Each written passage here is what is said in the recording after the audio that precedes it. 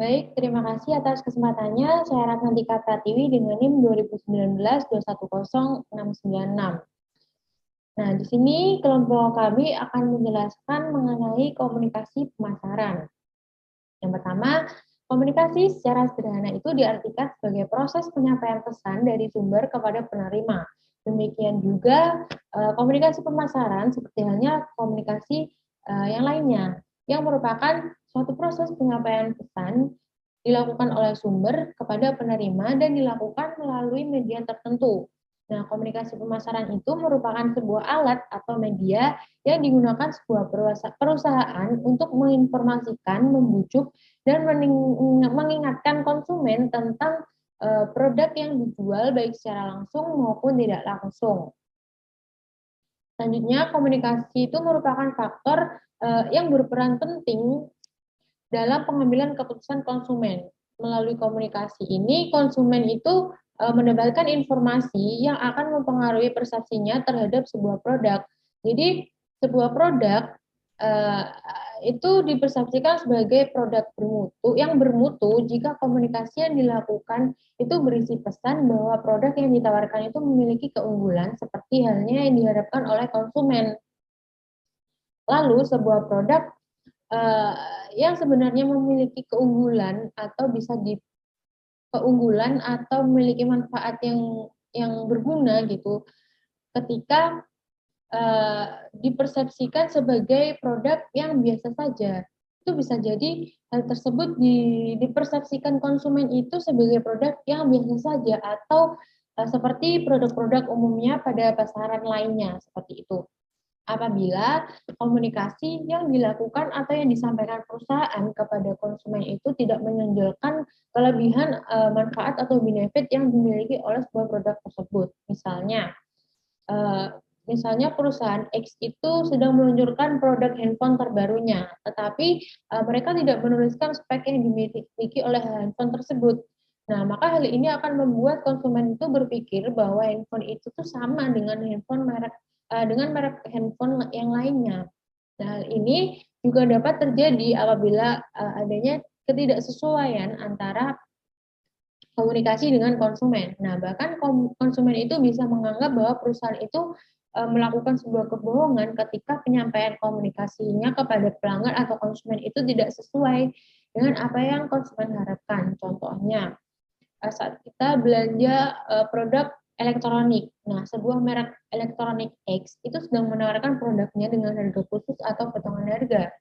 Nah, setelah kita ingin belanja produk lainnya dari elektronik X ini, nah ternyata yang diberi potongan harga atau diskon itu hanya produk-produk tertentu saja. Itu. Nah, lalu apa sih sebenarnya tujuan dari komunikasi pemasaran sendiri? Yang pertama itu untuk mendapatkan koneksi baik dari perusahaan lain maupun konsumen. Yang kedua, mendapatkan feedback dari pelanggan. Yang ketiga, memberikan edukasi. Yang keempat, untuk branding merek perusahaan. Dan yang terakhir, meningkatkan penjualan. Nah, komunikasi pemasaran yang dirancang itu sebaiknya terpadu dan strategi bauran pemasaran. Lalu komunikasi pemasaran itu dikatakan berhasil apabila didukung oleh strategi produk, harga, dan distribusi maupun proses dan layanan lain yang konsisten dengan kesan yang akan dibentuk.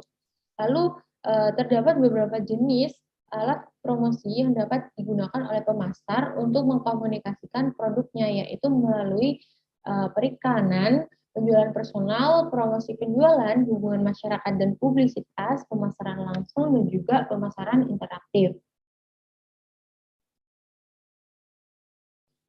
Nah, seperti yang saya katakan sebelumnya, dalam mengkomunikasikan produknya kepada konsumen, pemasar itu dapat menggunakan berbagai alternatif bauran komunikasi pemasaran, antara lain iklan. Nah, iklan ini merupakan bentuk presentasi non-personal dari promosi produk melalui sponsor yang jelas. Jadi model bauran pemasaran ini tuh biasanya menjangkau pembeli yang tersebar luas secara geografis dan dapat bersifat pengulangan, penguatan ekspresivitas, dan impersonalitas. Nah, jika menggunakan iklan, maka tentunya perusahaan itu harus mengeluarkan biaya yang cukup besar. Lalu yang kedua, penjualan personal. Penjualan personal ini merupakan interaksi tatap muka dengan satu atau lebih calon konsumen maupun pelanggan. Nah, di sini tuh tenaga penjual memiliki peran yang cukup besar dalam mempersuasi konsumen, terutama untuk produk-produk yang berisiko tinggi dan kompleks atau penggunanya itu rumit. Jadi tenaga penjual di sini tuh harus pintar-pintar dalam membuat strategi komunikasi pemasaran agar bisa meyakinkan konsumen atau pelanggannya. Seperti itu. Nah, yang ketiga ada promosi penjualan.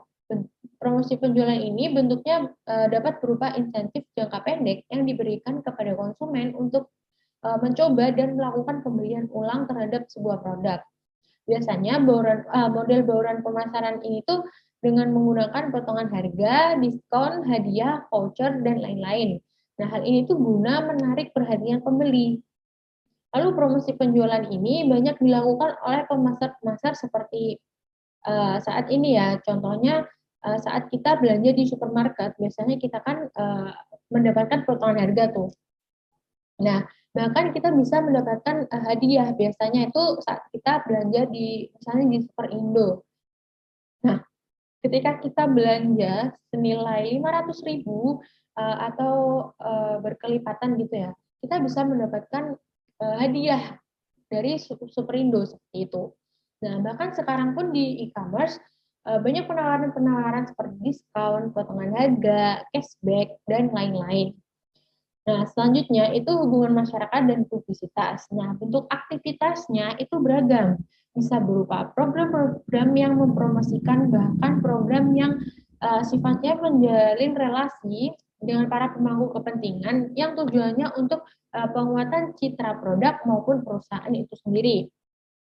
Lalu, hubungan masyarakat dan publisitas ini bisa dilakukan oleh perusahaan melalui CSR, seminar, hubungan komunitas, dan lain-lain. Nah, hal ini tuh sangat dapat dilakukan apabila pada situasi pasar memiliki persepsi yang tidak sesuai yang diinginkan oleh pemasar. Jadi apabila target pasar itu tidak sesuai dengan apa yang diinginkan oleh pemasar.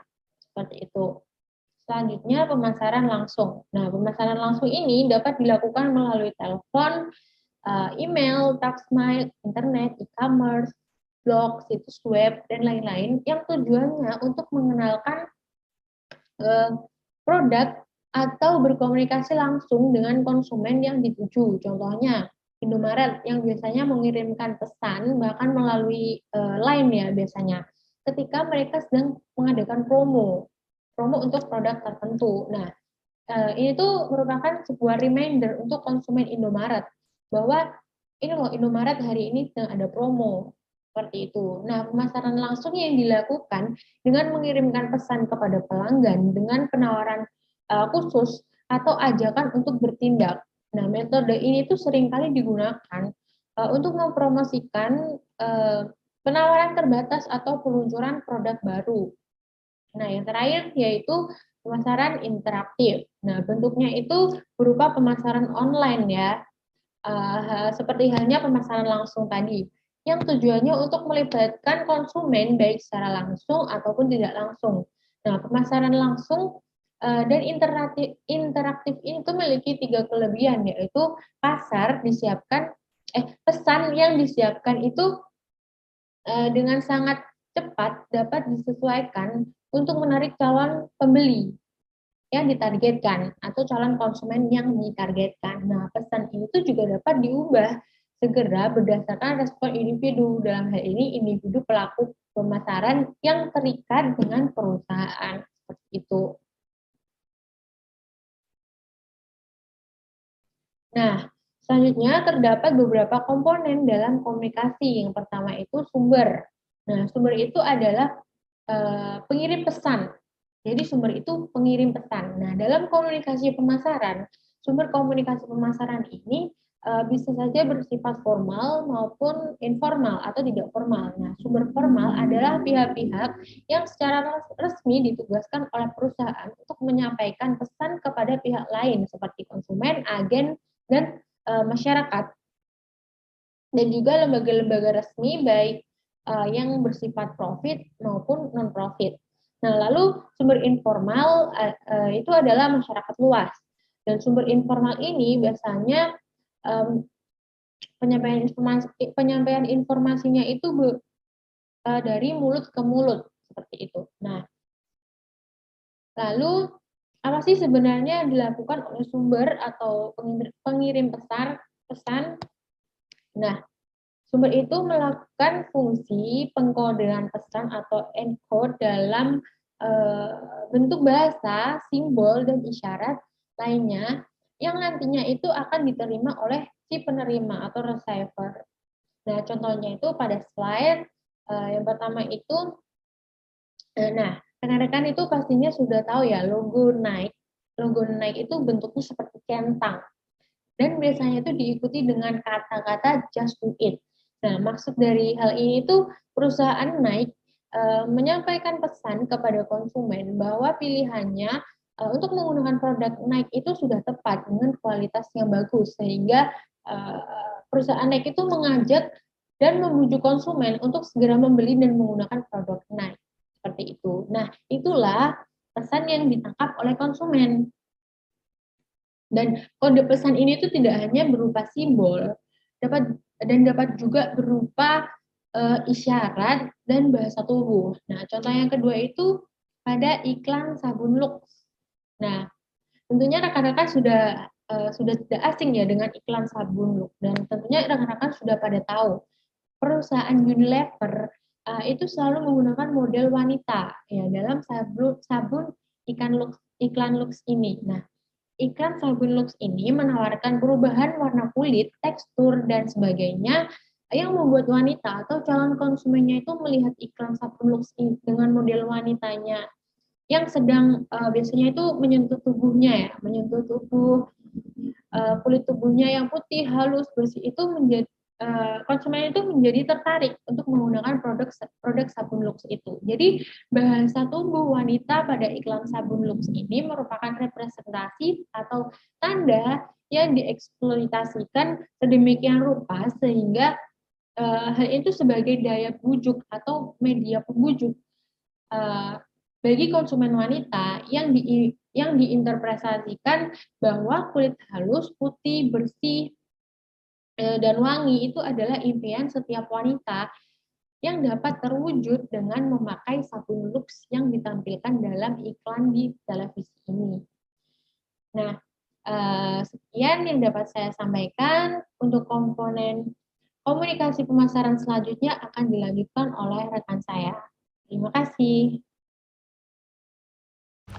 Baik, terima kasih atas kesempatannya. Nama saya Aditya Firdaus dengan NIM 2019-210697. Baik, di sini saya akan melanjutkan presentasi dari rekan saya yang akan menjelaskan tentang komponen komunikasi. Baik, saya selanjutnya akan menjelaskan tentang komponen komunikasi yang pertama yaitu penerima pesan atau receiver.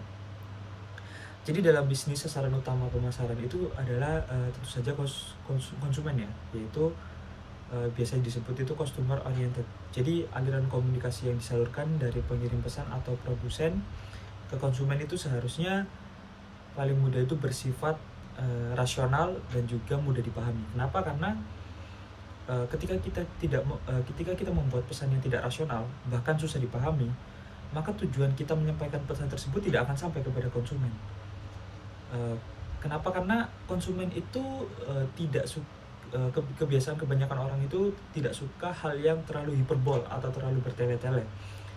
Jadi konsumen itu biasanya hanya ingin membeli produk itu yang memang dia itu simpel dan mudah dipahami. Contohnya itu seperti kita lihat itu seperti slogan-slogan yang memang berada di yang sekarang masih ada ya, tren-tren seperti Indomie seleraku, itu kan slogan-slogan yang memang sangat mudah dipahami, bahkan sangat bisa dikatakan itu relate dengan masyarakat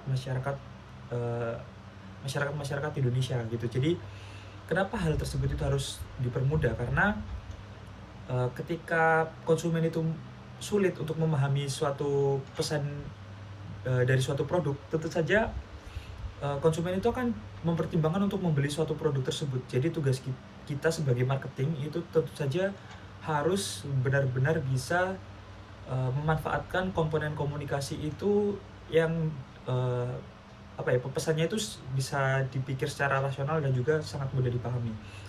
Yang kedua itu adalah media ya, atau medium atau saluran komunikasinya. Jadi salah satu unsur penting dalam membangun komunikasi bisnis itu jadi ketepatan penggunaan saluran komunikasi. Jadi ketepatan pemanfaatan saluran komunikasi ini itu sejauh mana saluran yang digunakan itu bisa efektif bagi konsumen dan juga penerima pesan, dan juga di sisi lain tetap efisien dan dari aspek biaya. Jadi ketika kita sudah menentukan penerima pesan atau kita sudah mensegmen penerima pesan itu yang seperti apa, kita harus bisa menentukan tuh media yang apa yang bisa relate atau bisa rasional dan juga mudah dipahami bagi segmen atau target yang memang sesuai dengan produk kita. Jika kita jika kita memang ingin membuat produk untuk generasi Z atau generasi milenial, tentu saja media-media seperti yang berbau digital atau media sosial yang berbau dengan digital itu harus kita manfaatkan secara semaksimal mungkin. Kenapa? Karena itu sangat relate dengan masyarakat yang generasi Z dan juga generasi milenial tersebut. Ketika kita salah menentukan media yang memang seharusnya ditetapkan gitu, itu akan tentu saja akan menguras biaya yang cukup banyak ya, karena tidak sesuai dengan segmen yang memang sudah kita tentukan tadi. Jadi kita sudah menguras biaya yang banyak, tetapi di sisi lain konsumen itu tidak berdatangan gitu, karena medianya tidak sesuai atau tidak relate dengan target konsumen yang memang kita tuju. Baik, terima kasih atas kesempatannya. Selanjutnya saya akan menjelaskan tentang yang selanjutnya komponen komunikasi, yaitu pesan atau message. Jadi dalam dunia komunikasi itu dikenal beberapa jenis pesan, yaitu yang pertama itu pesan verbal. Apa itu pesan verbal? Pesan verbal itu pesan yang memang disampaikan dengan cara secara langsung atau secara bicara secara langsung. Jadi pesannya itu langsung disampaikan kepada pihak penerima pesan atau konsumen, jadi tidak melalui media. Contohnya seperti sales marketing yang memang dia itu menjaga stand atau dia itu memang berjualan secara langsung. Jadi pesan verbal ini gimana ya caranya, kita itu harus bisa explanation atau menjelaskan produk kita itu secara rinci, meskipun tidak rinci yang sangat rinci, tetapi kita itu setidaknya ketika ditanyai oleh konsumen, kita itu harus bisa menjawabnya. Karena apa? Karena ketidaktahuan kita tentang produk kita itu akan membuat konsumen ragu dalam membeli produk kita.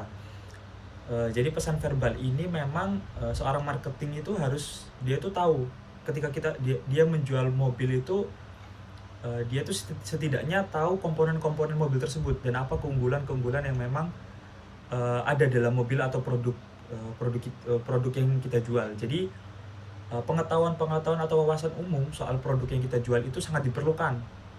Tidak hanya umumnya saja, tetapi kita harus menjelaskan kelebihan dan kekurangannya. Tapi kita juga harus menjelaskan, ketika kita menjelaskan kekurangan, kita harus menjelaskan ada ada solusi-solusi yang memang diberikan ketika kekurangan-kekurangan itu muncul.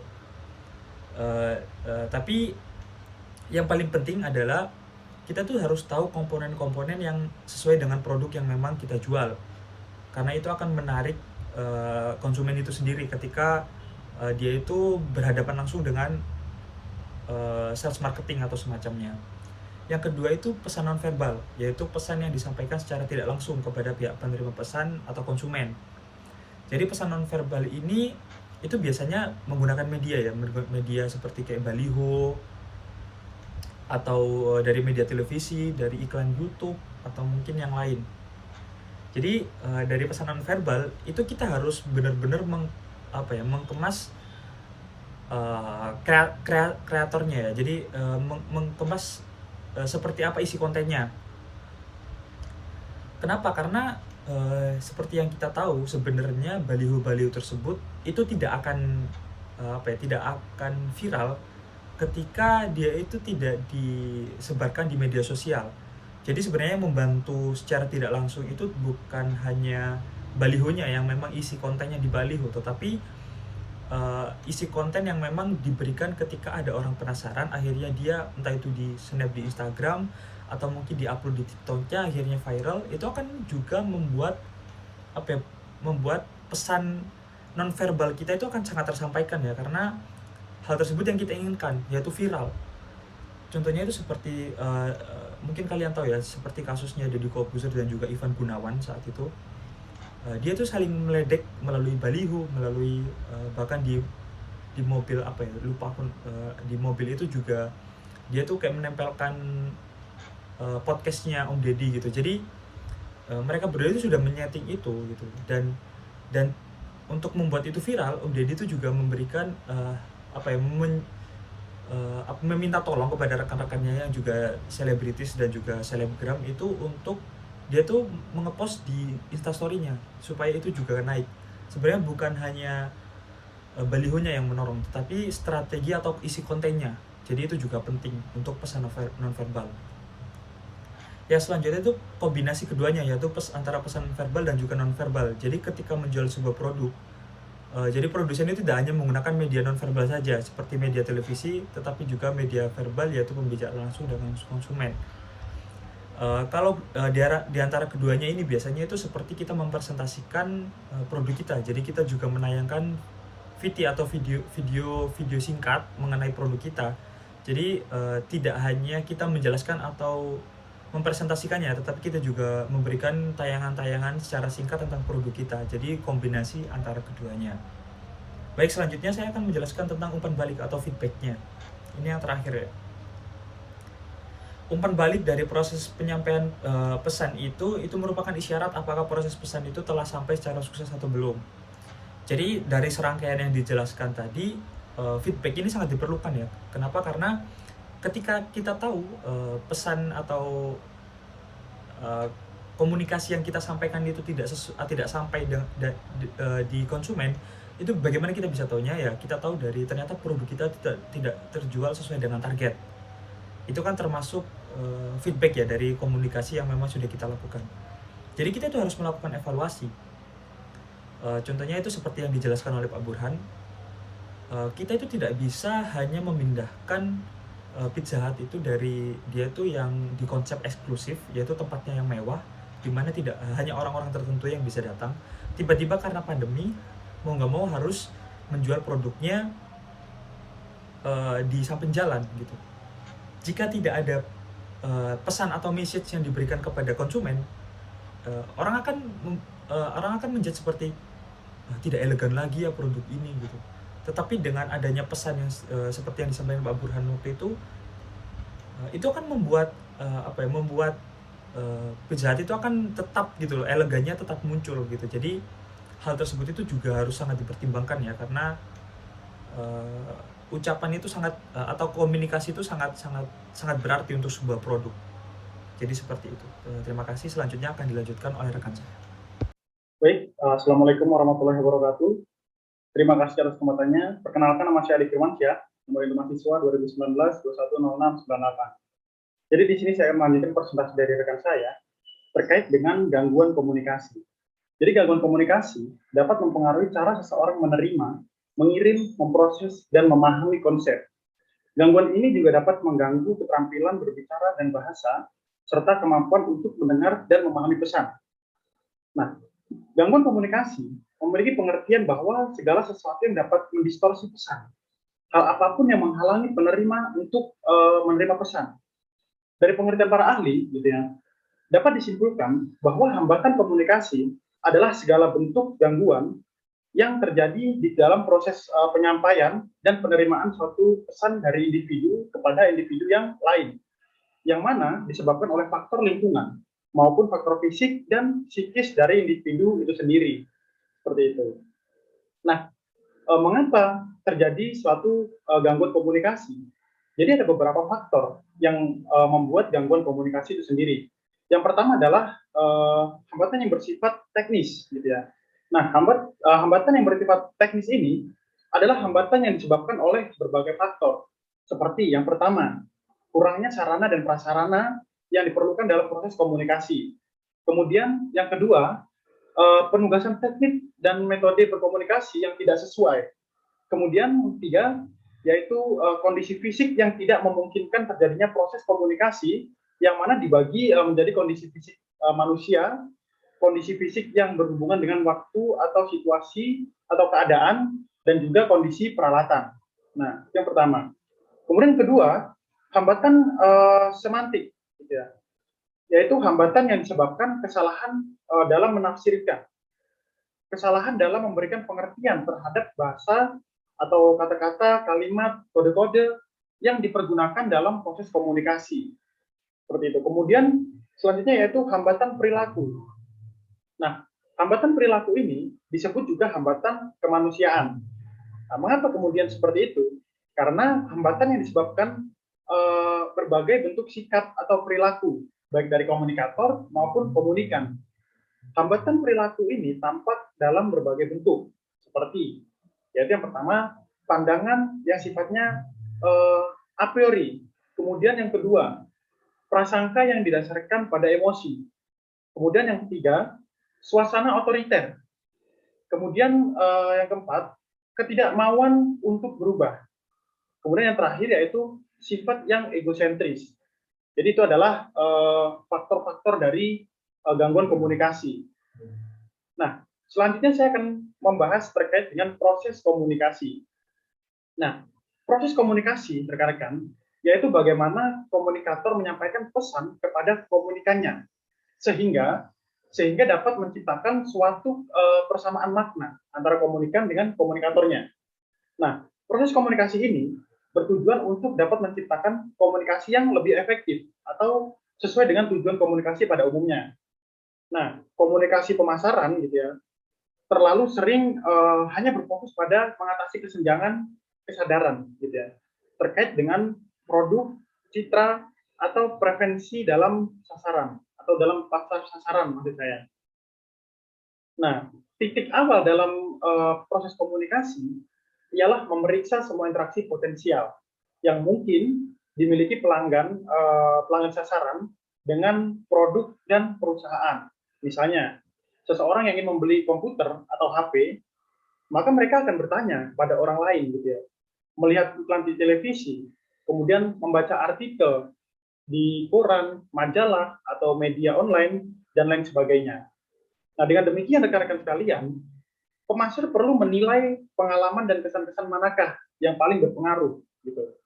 Nah, pada berbagai tahap dalam proses pembelian tentunya. Nah, pemahaman ini akan membantu pemasar di dalam mengalokasikan dana komunikasinya dengan lebih efisien seperti itu.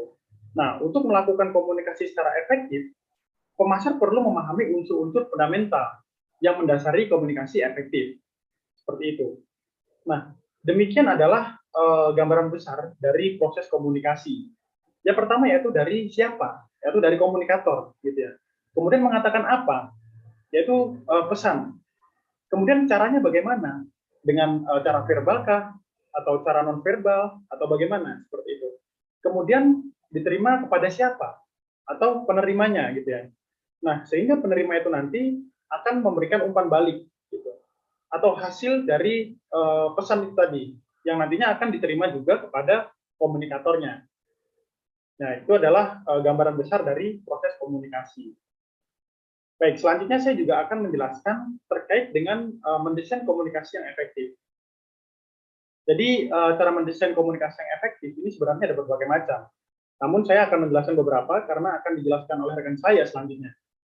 Jadi yang pertama, yaitu mengidentifikasi audiensi yang dituju atau sasarannya, gitu. Nah, komunikator pemasaran maksud saya, harus mulai dengan pikiran yang jelas tentang audiensi sasarannya, gitu. Nah, audiensi yang dituju tersebut akan sangat mempengaruhi keputusan tentang komunikator, tentang apa yang akan dikatakan, bagaimana mengatakannya, kapan mengatakannya, di mana pesan tersebut akan disampaikan, dan kepada siapa pesan tersebut disampaikan, gitu. Contohnya, ambillah contoh kita produk Wardah, gitu ya. Jadi produk Wardah ini diperuntukkan kepada kaum hawa, gitu katakanlah, kepada para perempuan, gitu. Nah, di sini perusahaan harus jelas. Kira-kira apa yang akan dikatakan kepada para wanita ini tentang produk Wardah.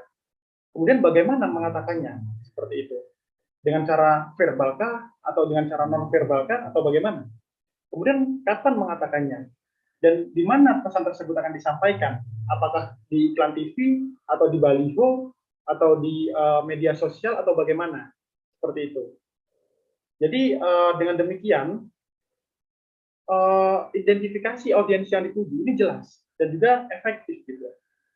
Akan dikatakan tidak efektif apabila produk Wardah ini tidak mengetahui audiens yang dituju. Jadi katakanlah Wardah ini tidak mengetahui kira-kira produk ini diperuntukkan untuk siapa. Seperti itu. Kira-kira bagaimana cara mengatakannya? Melalui media apa yang akan cara menyampaikannya? Nah, ini tidak jelas. Maka dari itu audiens yang tidak dituju ini tidak jelas, sehingga komunikasi tidak efektif. Namun dengan demikian seperti apa yang telah saya sampaikan, produk Wardah akan mengalami keefektifan dalam mendesain komunikasi gitu ya. Itu adalah yang pertama. Kemudian yang kedua yaitu menentukan tujuan komunikasi.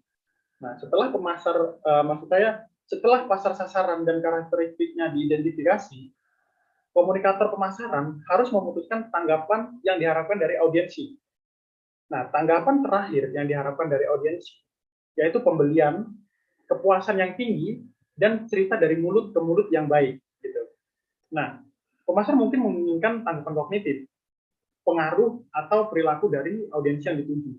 Artinya rekan-rekan sekalian bahwa pemasar mungkin ingin memasukkan sesuatu ke dalam pikiran konsumen, mengubah sikap konsumen, seperti yang bab sebelumnya gitu ya, atau mendorong konsumen untuk bertindak, seperti itu. Nah, contohnya dalam penjualan, ketika rekan-rekan sekalian tetap berhubungan dengan pelanggan. Jadi katakanlah rekan-rekan sekalian ini memiliki toko gitu ya, atau bisnis gitu.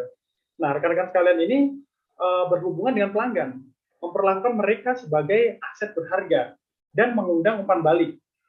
Kemudian rekan-rekan juga membangun fondasi untuk hubungan jangka panjang yang menguntungkan tentunya.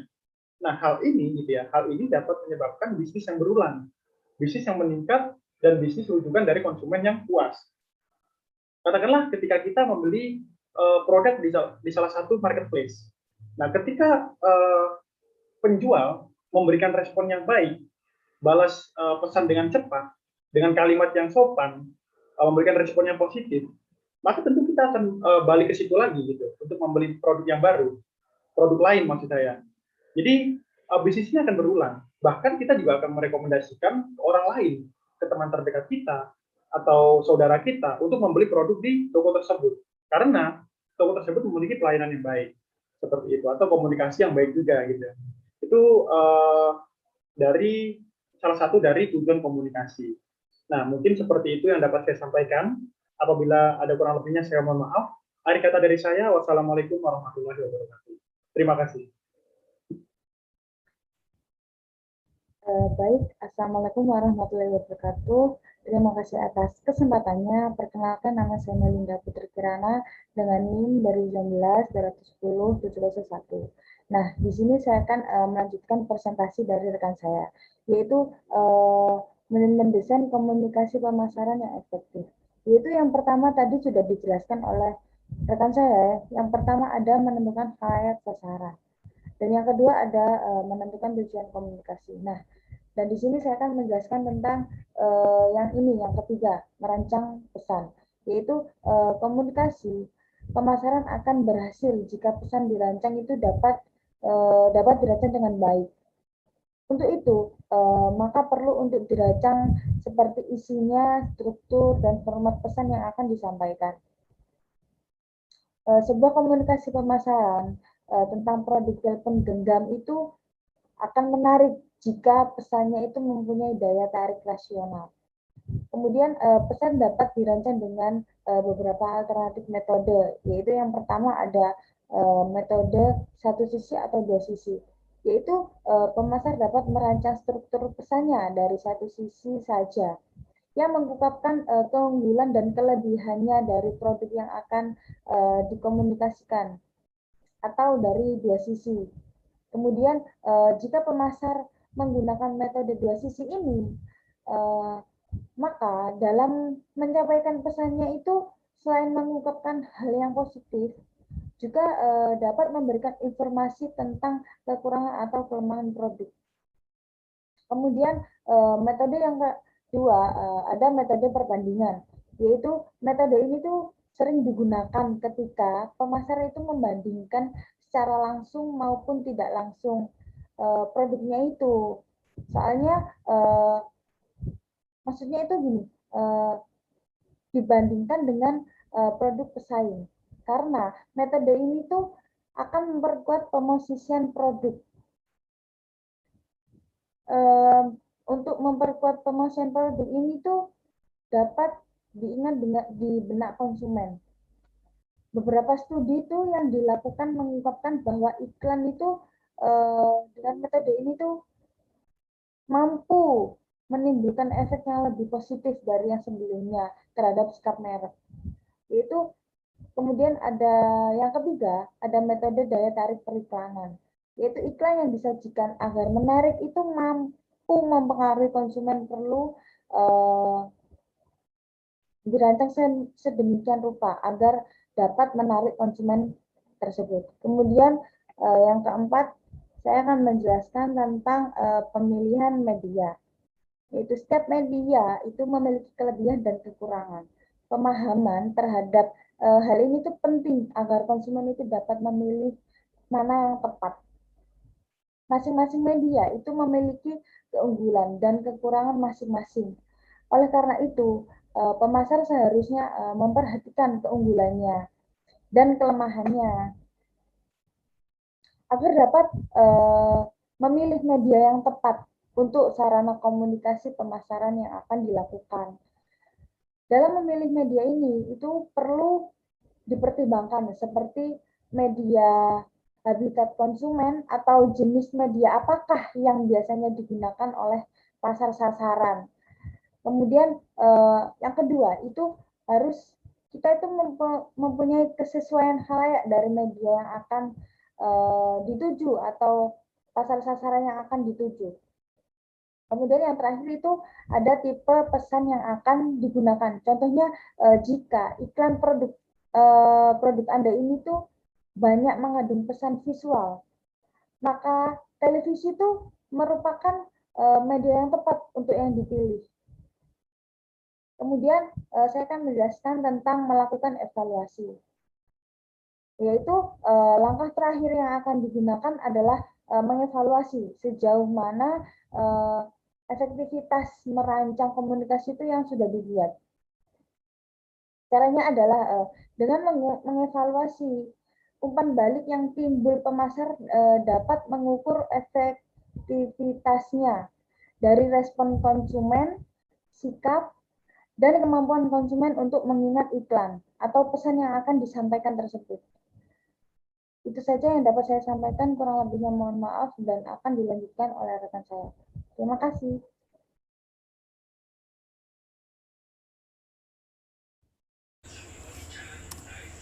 Terima kasih atas kesempatannya. Perkenalkan, nama saya Yulika Krisnawati Putri, NIM 2019-210723. Saya di sini akan melanjutkan presentasi dari rekan saya, yaitu mengenai etika dalam komunikasi pemasaran. Yang pertama, etika dalam targeting. Targeting adalah usaha memasarkan produk khusus dan melakukan komunikasi pemasaran yang diarahkan pada segmen tertentu. Dalam targeting terkadang sering muncul dilema etika dalam usaha untuk mengkomunikasikan produk kepada segmen, misalnya pada anak-anak dan kaum minoritas. Targeting kepada anak-anak, program iklan dan pemasaran cenderung terus mendorong anak-anak menginginkan berbagai produk dan merek. Para kritikus kerap merasa bahwa banyak produk yang ditargetkan untuk anak-anak adalah produk yang tidak penting. Yang kedua, etika dalam periklanan. Peran iklan dalam masyarakat telah diperdebatkan selama berabad-abad. Berbagai kritik mengenai etika telah diarahkan pada periklanan. Yang pertama, iklan dianggap tidak jujur dan menipu. Penipuan terjadi ketika sebuah iklan salah merepresentasikan sebuah produk dan konsumen mempercayainya sebagai representasi yang benar. Berbohong, menipu, dan bentuk kecurangan adalah sesuatu yang universal, terjadi di tingkat tertinggi dalam pemerintahan serta dalam hubungan antar manusia yang paling dasar. Yang kedua, iklan bersifat manipulatif. Kritik mengenai manipulasi menunjukkan bahwa iklan mempunyai kekuatan mempengaruhi orang untuk berperilaku tidak umum atau melakukan sesuatu yang tidak akan mereka lakukan jika tidak ditujukan oleh iklan. Yang ketiga, iklan bersifat ofensif dan berselera buruk. Para kritikus iklan menganggap banyak iklan menghina intelijensia manusia, vulgar, dan secara umum menyerang selera banyak konsumen. Yang keempat, iklan menciptakan dan mempertahankan stereotip. Akar dari kritik ini adalah bahwa iklan cenderung menggambarkan kelompok tertentu dengan cara yang amat sempit dan mudah ditebak. Yang kelima, orang-orang membeli barang yang tidak begitu diperlukan. Kritik yang kerap dilemparkan adalah bahwa iklan membuat orang membeli produk atau jasa yang tidak mereka butuhkan. Kritik ini merupakan penilaian yang amat berat. Iklan sebagian besar mempengaruhi selera konsumen dan mendorong orang untuk melakukan pembelian, sesuatu yang tadinya mungkin tidak akan mereka lakukan. Selanjutnya ada etika dalam hubungan masyarakat.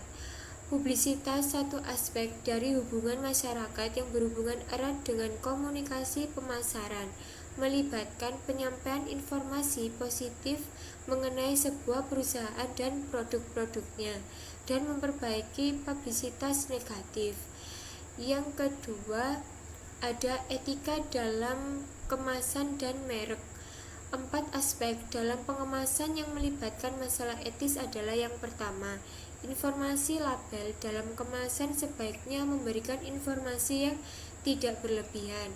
Yang kedua, grafik pengemasan sebaiknya menampilkan gambar dalam kemasan yang merepresentasikan isi produk yang sebenarnya. Yang ketiga, keamanan pengemasan. Produk-produk yang harus dikemas secara aman dan tidak mudah rusak. Yang keempat, implikasi pengemasan terhadap lingkungan. Bahan-bahan pengemasan dan proses pengemasan sebaiknya ramah lingkungan. Informasi label dapat menyesatkan konsumen dengan informasi yang tidak berlebihan. Grafik pengemasan akan dianggap tidak etis jika tidak sesuai dengan produk yang sebenarnya. Yang ketiga, etika dalam promosi penjualan. Promosi penjualan yang berorientasi pada konsumen dapat bersifat tidak etis ketika promotor penjualan menawarkan sebuah penghargaan kepada konsumen akan tetapi tidak direalisasikan. Yang keempat, mendorong komunikasi pemasaran etis. Tanggung jawab utama bagi perilaku etis adalah di tangan setiap orang yang berada dalam berbagai peran komunikasi pemasaran. Integritas mungkin merupakan konsep yang vital dalam sifat manusia, karenanya komunikasi pemasaran sendiri terlepas dari masalah etis atau tidak etis. Tingkat integritas yang ditunjukkan oleh praktisi komunikasilah yang menentukan apakah perilaku mereka bersifat etis atau tidak etis. Selanjutnya akan dilanjutkan oleh rekan saya. Terima kasih. Assalamualaikum warahmatullahi wabarakatuh. Terima kasih atas kesempatannya. Perkenalkan, nama saya Arman Maulana dengan NIM 2019-210791. Di sini saya akan melanjutkan presentasi dari rekan saya. Di sini saya akan menjelaskan tentang hubungan komunikasi dan perilaku konsumen. Sebelumnya sudah dijelaskan oleh rekan saya pengertian dari komunikasi. Selanjutnya saya akan menjelaskan pengertian daripada perilaku konsumen, yaitu sebuah studi yang mempelajari individu, kelompok, maupun organisasi dalam memilih, membeli, menggunakan, dan mengevaluasi produk untuk memuaskan kebutuhan dan keinginan mereka. Jadi hubungan komunikasi dan perilaku konsumen ini, dalam hal ini keterkaitan antara komunikasi dengan perilaku konsumen sangat kuat. Karena dengan produsen membangun sebuah komunikasi dengan konsumen, hal itu dapat mempengaruhi daya tarik konsumen terhadap produk kita sebagai produsen.